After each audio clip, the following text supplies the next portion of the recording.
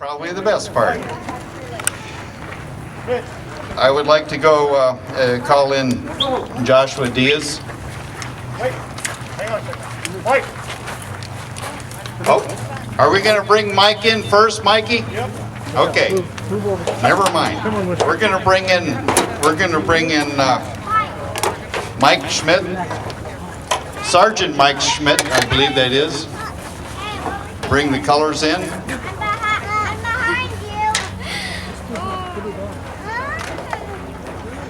And if you notice, we honor all 5 branches because all 5 branches participated. I don't know if we have any Coast Guard people here, but no one left behind.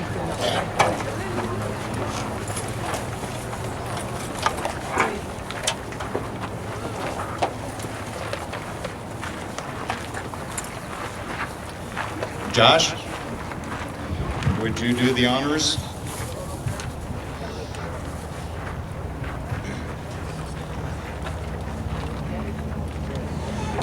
Oh, say, can you see by the dawn's early light what so proudly we hailed at the twilight's last gleaming, whose broad stripes and bright stars through the perilous fight, what so proudly we hailed at the twilight's last gleaming, and the rocket's red glare, the bombs bursting in air, gave proof through the night that our flag was still there. Oh, say, does that star-spangled banner yet wave o'er the land of the free and the home of the brave?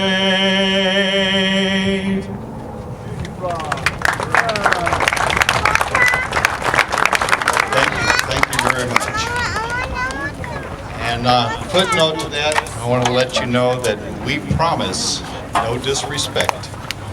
We promise we will never have Roseanne Barr sing that. No disrespect. Yes, and now, Mikey, would you lead us in the Pledge of Allegiance, please?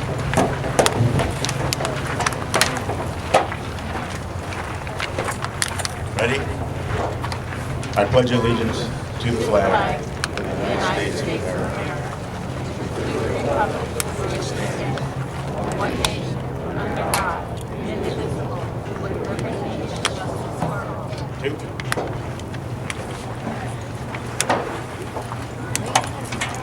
In case there's some new people here this year, that was Sergeant Mikey Diaz, and he is also going to be our guest speaker today. So you just got a little preview.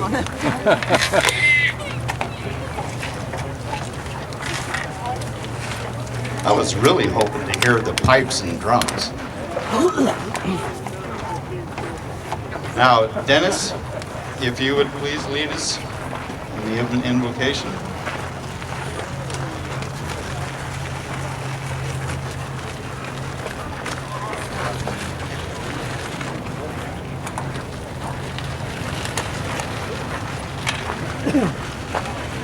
My name is Dennis Murillo. I'm the commander of VFW Post 11546. If you can, please stand, uncover.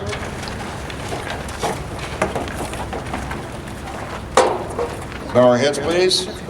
Almighty God, creator and sustainer of all life, we ask that your blessing may be descend on us as we gather today. We thank you for this opportunity to once more in freedom assemble to honor Vietnam veterans.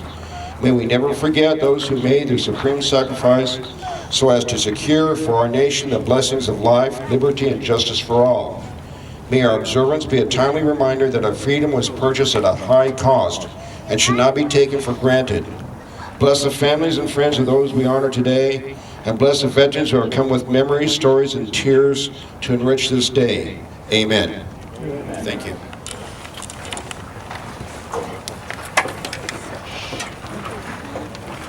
I actually get to switch hats here. I'm in the shade. I feel more comfortable with this hat anyway. Well, let's see. Now we'll have the Emerald Society. Oh, wait, they're not here. Okay, anybody bring a drum or a bagpipe? No? Over hill, over dale? Okay. Yeah, we needed that filler, Mikey. All right, well, moving right along then, let's go straight to Sergeant Mikey Diaz. Mikey Diaz spent the same time period as me. We both are the same age, except you get to have a birthday next month, and you're going to be older than me. Well, actually, no, this isn't even, no, we're coming up soon enough anyway. But, yeah, Mikey has an interesting story. He was an air cop over there. And any of you that were part of that same society, you might enjoy his story. I do. Mikey, come on up here.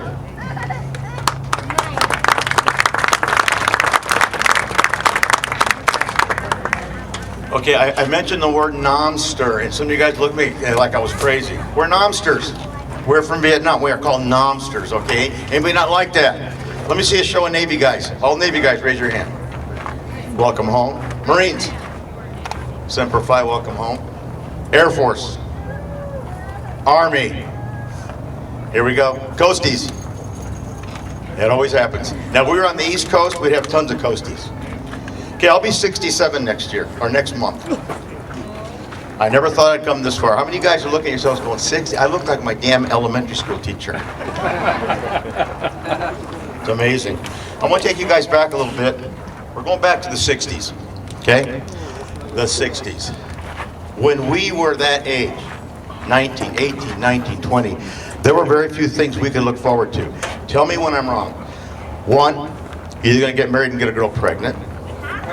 Two, you were going to go to college, and not a lot of us could get exemptions. And three, you were going to get drafted. Am I wrong? That's all we had to look forward to. So, I did two of the three. You figure out which ones that is, but I ended up going to the Air Force. My first assignment was Whiteman Air Force Base, Missouri, with Strategic Air Command. How many of you Air Force guys were in SAC? SAC sucked. That was probably the Marine Corps of the Air Force. And we had the missile, that was a Whiteman Air Base. We had the ICBMs, now they have the V2s there. And it was just something that, in between Vietnam, because we all knew we were going country. So in 1969, I got my orders for Vietnam. So in March of 69, I came home here to California. And I was raised in El Monte, California. And so the only thing we could do for that 30-day leave was go to Hollywood. And we go to the Sunset Strip and stuff, but I don't know about you guys, but it just didn't feel right, that 30-day leave before Vietnam, because what did it feel like? I'm not coming home. This is it. I'm gonna enjoy the best time I can, have a good time, enjoy whatever I can, just before I gotta go over. But it just didn't feel right. Now, I was raised by women, okay? My dad was in the picture, but him being working, all my aunts being Hispanic, I was raised by 5 women, my aunts and mom. You know what it's like to say goodbye to 5 moms? And you know you're never going to see them again? That's the mindset. So I want you to get that mindset with me right now. The last night that I was home, I had to say goodbye to my dad. So we're in the driveway. Dad was from that era where they really weren't physical with you. They didn't hug you or whatever. It was the orders were given at a distance. What you were going to do was give it at a distance. And about the only acknowledgement I got from Pop was a shake of the hand. Am I right or wrong, guys? That was our parents. Okay, so that's fine. World War II vet, We were raised on those movies about war. We were going for the country and all that good stuff, okay? That was in our heads, and there was no doubt in our minds we were going to war. So the last day of home, I'm sitting in the driveway in El Monte. I'm looking, I got my back to the street. I'm looking at my father. Mom's in the house crying. My wife, my sister, and my sister-in-law are in the car crying, ready to go to LAX. And for a second there, I felt at peace. I'm gonna tell you why, I'll be very honest about this. I have two siblings, my sister and my brother. My brother was my father's favorite because he was an athlete, he was a jock, and I could live with that. I'm the oldest one, I could live with that. My sister Kathy was mom's favorite because she was the only girl. So here's what went through my mind as I'm looking at Pop. It's about 2,300 hours, 11 p.m., and I'm looking at Dad, and I look around, I'm thinking, this is good. When I don't come home, Pop will have his favorite, Mom will have her favorite, and my wife will get $10,000. That's how I went towards a 20-year-old, figuring I was doing the right thing, it was all good.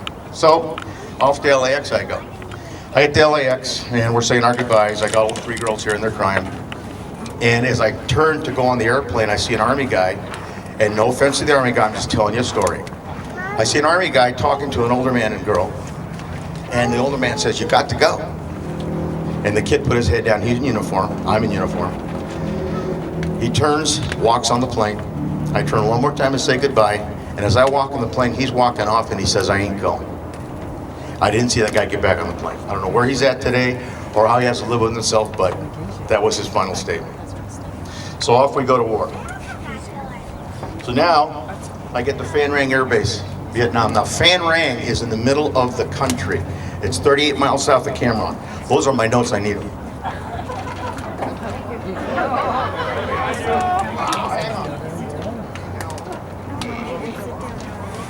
I can get up and down these stairs. So I get to Cam Ranh Bay first, and we board a C-123 and we fly us into Phan Rang. Then I get to Phan Rang, and I notice an odor at Cam Ranh Bay. Okay, there was 2 odors, and if I bring any Vietnam vet up here, he's going to say it was diesel fuel and poo. Okay, real predominant, diesel fuel and poo. I got to Cam Ranh Bay, Phan Rang, same diesel fuel and poo, just a little further south. So I get to my barracks, we go in. Now, it's a little bit different in the Air Force. You actually have barracks, and we live in what we call cubicles. You guys remember the cubicles, the Air Force guys? It was pieces of wood, and we'd section off the barracks, and that was our room for the year. We had a locker, 2 bunks, and something to ride home on, and that was it. The sergeants, they had a little better way than we did, but that's what we had. So as I'm walking through the barracks now, it's about 2,300 again, and I see these guys playing cards. And there's a guy sitting in a lawn chair. He's reading a book, and he's listening to his headsets, and he's got a drink. And there's a bag next to him. The sergeant turns around and says, "Do I have any non-gamblers here?" I raised my hand. He said, "Learn his job. He's going home." So after it was all over, I said, "What's your job?" He goes, "I get $10 a night for sitting right here." He says, "I don't get my drinks. I do not leave here. I can read a book. I can ride home. But if we get incoming, all the stuff on that table, the chips, the money, the cards, everything goes into that bag. I'm escorted out into the revetment until it's over. Then we all come back. Everything goes back on that table, and we finish the night. I have $10 a night. That's not a bad thing to do. Of all the times I did it in country, twice we got incoming. You know, I was a bad guy. Let me tell you something. You're sitting in a bag, inside a bunker with that bag, and a bunch of gambling guys next to you, no one took their eyes off me. And I did not go in that bag to save my life. So now, first couple nights there, I hear incoming. And I get up, and Lindale, a buddy of mine, we both get up, we're both new guys. And I hear the old guy say, "There you guys, it's outgoing, and it's outgoing, that's not incoming." I said, "Okay." This went on for about 2 or 3 nights. So the one night we hear the outgoing again, they're all getting ready to go. It's incoming. So I thought, damn, I didn't know the difference. So for the first night, we're still, now you guys, you in the Air Force, I don't know how the Army or Navy did it, but in the Air Force, you had to get your Vietnam fatigues there in country. Because you showed up with your chevrons and all the shiny stuff until they issued you your Vietnam stuff. So here we're going out on post on incoming, there's a fight going on, and we're glowing, all of us. So they put me and Lindale in a little foxhole, or whatever it was. They dropped us off in a real strange perimeter. I'm watching the green flares and the red flares. I'm watching the tracers. I'm watching everything going on. And I'm thinking, wow, this is really war. So we got our guns pointed. We're waiting for Charlie to come over the fence line. Nothing's happening. Hours go by. The fighting's over. There's no more nothing. The sun comes up, and we've been facing the wrong way all night. I'm looking at one of our guard towers. So we get back to the barracks, and I'm scratching my head, and I said, hey, look. Now, the term is FNG, and you figure out what that means. I said, hey, what's the difference between outgoing and incoming? And I've read this in a book, too, since then. He said, dude, outgoing is bang, whoosh. Incoming is whoosh, bang. I said, I got it. So, somebody asked me, well, what's the worst thing that happened to you in country? I'll tell you what the worst thing was. You guys know what Mars stations are? Okay, here's what a Mars station is. It is a military auxiliary radio system, and they have amateur radio operators in the States who talk to the military operators there at your base or station, and they make connection with folks here in the States, and what they'll do is they'll amateur radio that guy, then he gets on the phone in your local area, and all you pay for is the phone call from that guy's phone to whoever you're going to talk to. Well, a bunch of guys wanted to go to the Mars station. It was an evening time, and they said, Mikey, you going to take us up there? And I said, yeah. So we jumped in the Jeep, we went up. I parked, and I said, I'm not going to go in there. I don't want to do that. They said, well, it's okay. We got all these times lined up, and we're good to go. So I figured a half hour. The guys are in there about 10 minutes, and one guy sticks his head out, and he goes, Mikey, they got an opening for California. You want to call? And I wasn't even thinking. And I said, okay. So I go in the Mars station, and when you sit down, here's how it goes. Here's your briefing.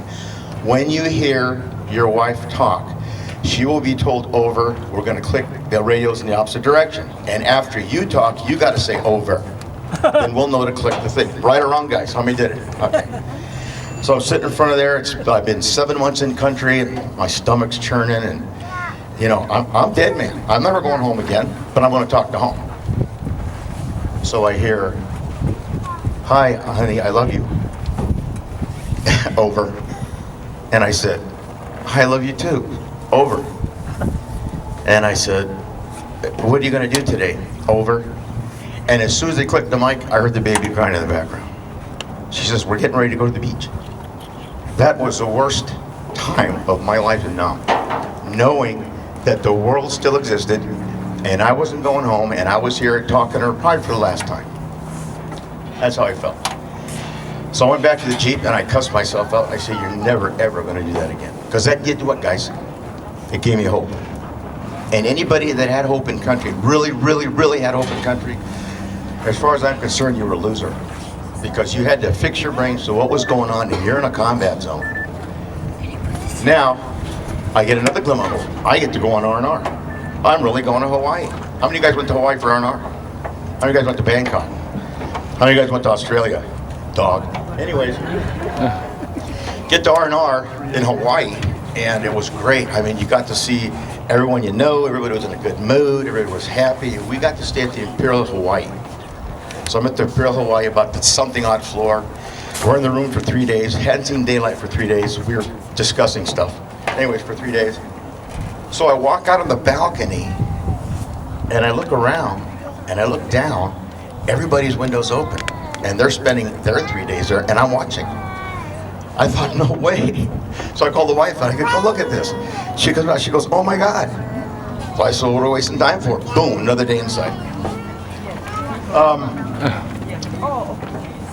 Went back again, and now I'm a senior sergeant, and we call it QRT. How many any air cops in here? Okay, we had to call it a quick reaction team. What they would do is they would set up a 12-man blocking force on either side of the active runway, and we'd be in a hooch. And if we got incoming, we had to dispatch that into the runway, set up a blocking force with 12 guys, and hold Charlie off. That was the deal. So now I got this brand new Deuce driver with me. We're sitting in the APC, and we're going, and there's 7 of us in the APC, another Jeep's following us, and there's a staff sergeant, and he's smoking a cigarette, and he's driving the APC. Now I look out the door, because the APC windows or doors are open, and I see the incoming. Okay, Charlie's walking him in. When I said by walking him in, he'd hit for effect, raise it, hit for effect, trying to get onto the runway. Well, the two-strapper looks at me, he goes, "Where the hell are we going, Sergeant?" The airport. And I call up the wife and say, "I'm gonna be 2 hours early because we came in, so I'll be coming on United flight so-and-so." Into the plane we go. So it's an afternoon flight, and it's kind of not busy, and there's a lady sitting next to me, a middle-aged lady, I can say that now, a middle-aged lady sitting next to me, empty seat, and I'm by the window. And this lady turns to me and she says, "What are you drinking?" And I haven't eaten in a bunch of hours. "You guys, who wants to eat? We're going home." I said, "Well, I'll have a scotch and soda." I mean, I turned 21 in the country, I'm grown up, I can have a scotch and soda. So she gets something red put next to her, I get the scotch and soda, and before I take a drink, she says, "You coming back from Vietnam? What were the sandbags doing?" There goes the sandbags. What would they tell us? Oh, she looked harmless. I said, "Yes, ma'am, I'm coming back from Vietnam." She goes, "I want you to drink with me to my son who's not coming back." Okay. Well, you don't cry then. You're 20 years old. I'm going to be 67 years old. We show our emotions. So I drank to her son who wasn't coming home, and we didn't talk after that. We landed at LAX. I walk out of that plane, and there is all my family. Welcome home, Sergeant Diaz, and everything. And what's the first impression I get? Where the hell are the sandbags? You guys are giving away my cover. So I get back. Now I'm stationed in Norton Air Force Base, and my wife at the time is working in Rosemead. Now, if you know the geography, Upland is just about the middle of between there. So I'm going to go find an apartment in Upland. Now, I am sleeping in my father's camper in his driveway. The camper's up on jacks. So it's my wife, my baby, and me. And the first thing my dad tells me when he says, "Okay, you can stay here till you find an apartment, but you're home by 11. I said, "Yes, sir. I'm home by 11. And I told the wife, "We got to be home by 11. So I take off on my leave. I go to Upland. Now, the first place I go to is a really nice manager, and sitting next to him is a guy with short hair like me, and he's filling out the paperwork, and I'm filling out the paperwork, and he says, the guy next to me, although the manager first said, "Look, everything being the same, I'm going to have to flip a coin, and when you guys get to the apartment." I said, "Okay." So the guy next to me is doing this stuff, and he looks over at me, and he says, "You in the military?" I didn't see any need for sandbags. I said, "Okay." I said, "Yeah, on Air Force." He's come back from overseas to Vietnam. "How about you?" He goes, "Navy. I spent some time in North Korea." Okay. So I'm filling the paperwork out, and it dawned on me. How many Navy guys here? Remember the Pueblo? I looked at him, I said, "We're on the Pueblo?" "Yeah, a couple of years ago." So I got up, and I gave the guy the application. I said, "He gets the apartment." He says, "Hey, you know what, there's a couple apartments down that you might want to check too." I said, "All right." My first encounter with sandbags.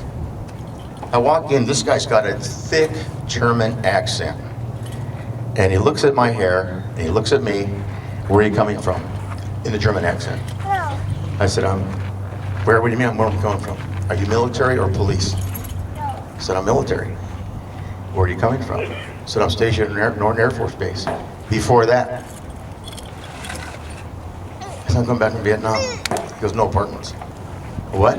"Bad experiences, no apartment." So I go home, and I told my dad, "Hey, Pop, I didn't get an apartment. Because until I was a Vietnam vet, he kind of told me, no apartment." My dad looked at me, Mr. World War II vet, CB, welcome home, and everybody waved him with all their fingers. And he says, "Just because you went to Vietnam, nobody owes you a living." I said, "You know what, Pop? You're absolutely right." So I shut my mouth like everybody else after that. Didn't talk about it, just shut my mouth. Okay? Now,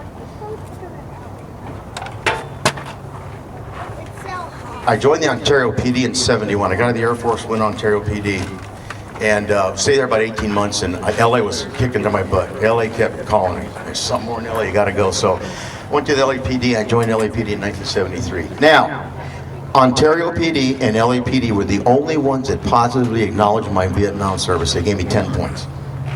10 points. So finally somebody says, "Welcome home, and here's a job." So I went in the LAPD, and I enjoyed myself. A couple of Vietnam vets there. We didn't talk too much about country or anything. In 1990, I made sergeant.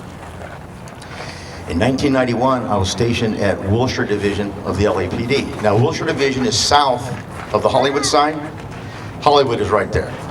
So, May 19th, 1991, I'm sitting on top of Wilshire Station, as upset as I can possibly be.